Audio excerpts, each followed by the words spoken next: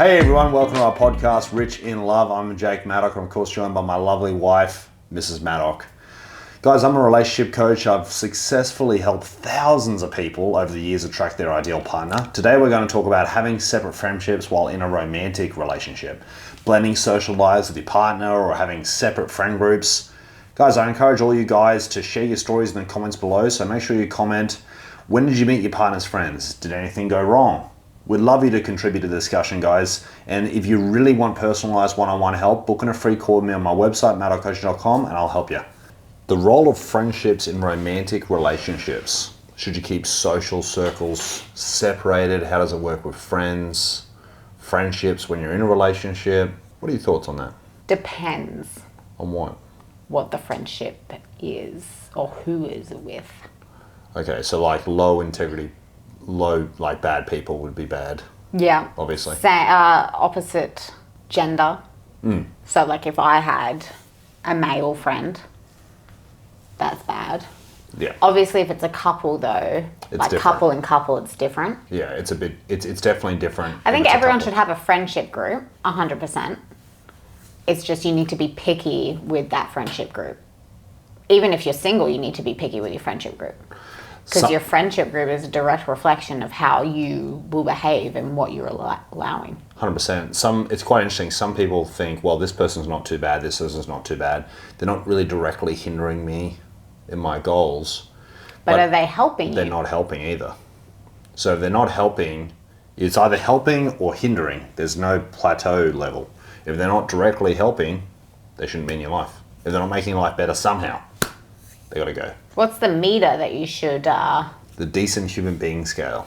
So are they a decent human? Ask yourself that. Is this person a decent human being? If they're not, you got to get rid of them. If they are, keep them. So think about the top 5 people you spend time with and rate it out of 10. Mm-hmm. Do the decent human being scale, and on each person, and see, okay, this person's an 8, this person's a 4, this person's a 9, this person's a 10. Like, go through all the people. Okay? If they're like a 6 and below, yeah. sometimes people are oblivious to negative things, like constant complaining. They are. Yeah. Yeah. See, constant complaining is a hindrance to you.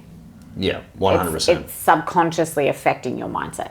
Your time is really popular, guys. You only got 168 hours in a week. So if you're going to spend time with somebody, be very picky. Do you think there's a good time in the relationship timeline to introduce friends? Yeah. So as far as friendships go and you're meeting people is fine after you're official. So you usually go official and become boyfriend, girlfriend sort of a thing, usually around the 8-week mark. Mm-hmm. After that, you're like, okay, I'm with this person, it's a proper relationship. I'm going to start introducing that person to friends, family. You can start talking about that person before that though to them? A little bit. Yeah. Yeah, not too much. Yeah. Keep the first month or two just fairly Light and breezy. light and breezy. It's private. You don't want to be one of those people who's every month they have someone new and they're really excited about that person each month. It's like, oh my God. You do monthly dinners and you're like, oh, here's a new person. Oh, here's a new person. Oh, here's a new person. Oh, here's a new person. Build up the foundation. You know what? Your friends would get really good at meeting people. Yeah, that's true. 100%. Now, just remember, guys, if you're a woman watching this and you have heaps of girlfriends, right? You got a nice friendship circle. He can meet your friends. That's fine. He's not going to be friends with those people. Okay, Nor should he. Nor should he. They're not his friends. Okay, they're not going to hang out one-on-one. It doesn't matter how much he likes or dislikes them, or how much your friends like or dislike him. None of that really matters. Okay, it's just really a politeness, and then you leave it at that, really. And don't try to overly interact. So if someone introduces you to their friendship circle, don't go, well, I got to get these people to like me, and you try really hard. Don't do that. It's unattractive. Okay, just go, that's cool. Be supportive to your friend, not try to befriend the other person. Yeah. What do you think about, like, if you've entered a relationship and one of the other person's friend or part of their friendship group or whatever, it's pretty obvious that they don't like you, but then you can see that they're not a good friend to your partner? That's a bit of a sticky situation. The first thing, don't try to make an enemy of that person. Second thing you want to do is you can't put too much pressure on your partner to get rid of that friend, because that can be quite a challenging subject. What's best to do is use feminine communication in that circumstance. Okay, feminine communication is very powerful. It's basically asking curiosity questions, which makes the person think about things, and then they can make the decision. Don't push a decision onto them that's not effective. Do you think there's more issues with women and women's friends to the counterpart than males and males' friends to the counterpart? Yeah, usually, yeah. So which is the harder group? Women's friends. Yeah. They're more opinionated. Male So friend, what would you do as a man then? if you had a friend I didn't like, Yeah, and that friend wasn't good to me. you'd use masculine communication if you're a man, so more direct. Yeah. With feminine communication, you have to be less direct. It's a tough subject. It's a tough subject. Just remember, priority-wise, guys, your romantic relationship is the most important by far, and everything else is under that. In the early stages, it can be hard to defer that, though, because your friend, like you may have had a friend for like 10 years plus, and then your partner's new. You might feel defensive of your friendship over your partnership at that stage, but you always got to put what's best for the relationship first and foremost. What's interesting, it doesn't flick over the other way. No. So what's interesting, if you have a friend and they're going out with someone and you don't like that person, shut up. It's none of your business. You stay out of it, okay? You don't put your opinion on them. You don't push them to break up with that person. Nothing. It's If you different. do, you're a bad human. Just straight up. Well, if you do that and you go, I don't like that person and that person's bad for you and blah, blah, blah, blah, even as a partner or even as a friend, you're a bad f***ing person. a friend is supposed to be supportive. 100%. A partner's meant to be supportive. A partner's meant to be supportive, but also good at setting boundaries. Friends, not so much. Friends, if you're a good friend, you're just accepting someone for who they are and letting them make their own choices and going with the flow. And you shouldn't try to step in and determine what they should do with their lives or not. Yeah. 100%. Let them come to those conclusions themselves. A lot of girls have trouble with that. They see their girlfriend and they really put lots of pressure on them, and you're their friend, not their coach. No, just be supportive and listen to them. Validate the way that they're feeling, and that's it. Yeah. Some people believe that looking for one person who can fulfill you in every way and do everything you need is foolish. I would look at your mindset. Like that question, I'm not even immediately on me. I'm like, what the fuck's wrong with your mindset? It's a pretty shitty mindset. The thing we got to remember as well, really successful people that are good at life, good in relationships, and over the board, very, very successful. If you look at all of them, they all have a very small group around them who they actually confide in. Yeah, 100%. Right? And that's because they've taught themselves to identify negative from positive and get rid of negative as soon as it comes up, because they know that that's detrimental to them. So you might say it is foolish, but it's not. It's actually a very smart thing to do, because you're constantly reviewing who is around you and what purpose they are bringing to you. Yeah, I agree. That mindset's kind of like a plan B mindset. 100%. You're always looking for failures. You're always on the back burner for you failing. Yeah, it's a bad mindset. I think it also depends on your priority list. Like, our priority list is family. Yeah. Our priority list is business and family. If you're not really in that, then unfortunately there's minimal time for you. Very minimal. And the only people that get my time are the people that I value more, Yeah. because I don't have a lot of time to give them. It's not a priority. My priority is my family.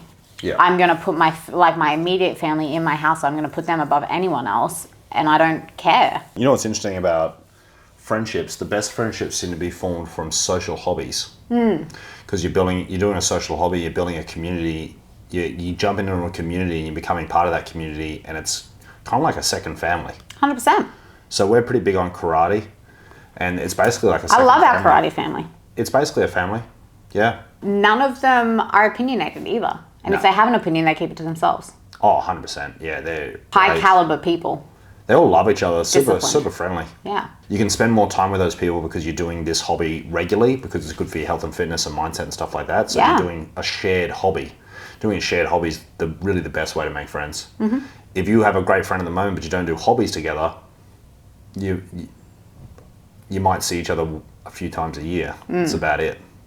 So Unless you're a very, very, very, very, very good friend. if your friends like your partner, is that a good sign that they're the right person for you? I don't care. Yeah, I don't think so either.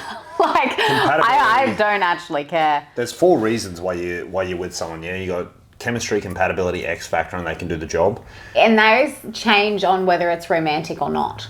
Your friends and you have a completely different taste profile. 100%. So whether you feel a deep connection to somebody and good chemistry, your friends will have zero idea at all.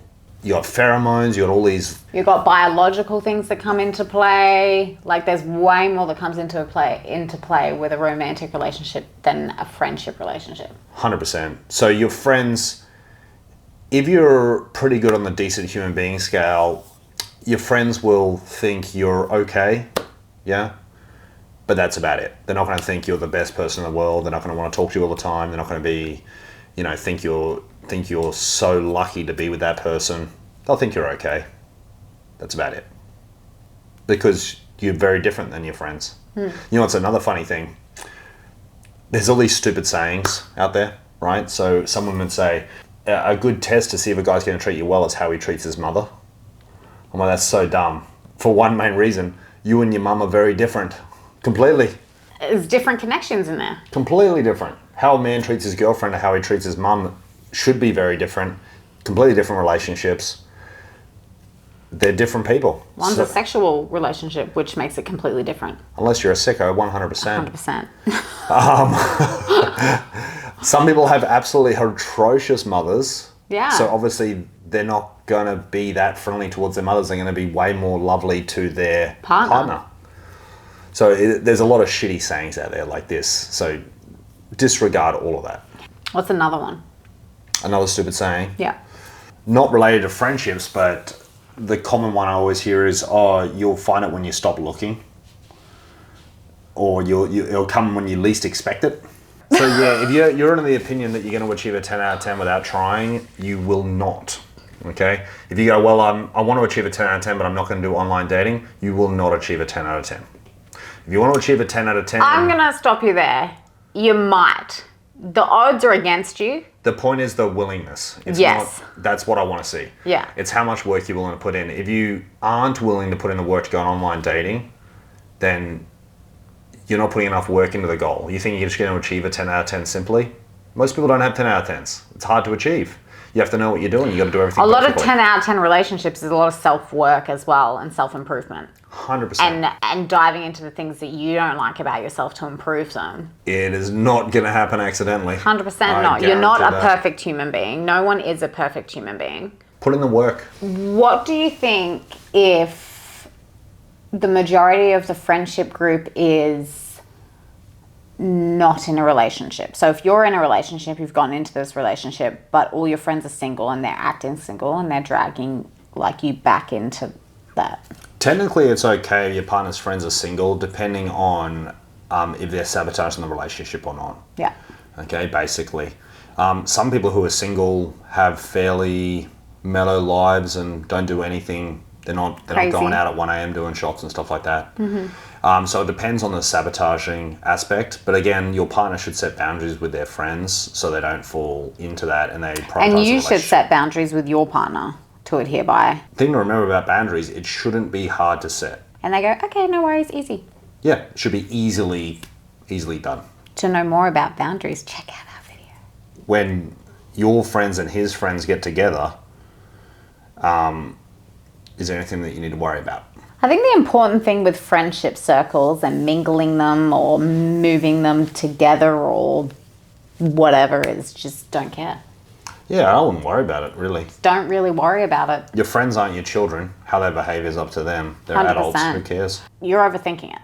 Don't take too much responsibility for your friends. 100%. They're not a direct reflection of you. Their actions and the way that they act is not a reflection of you. Yeah. It's a reflection of them. So be picky with who you're are. friends with, but don't take it too personally.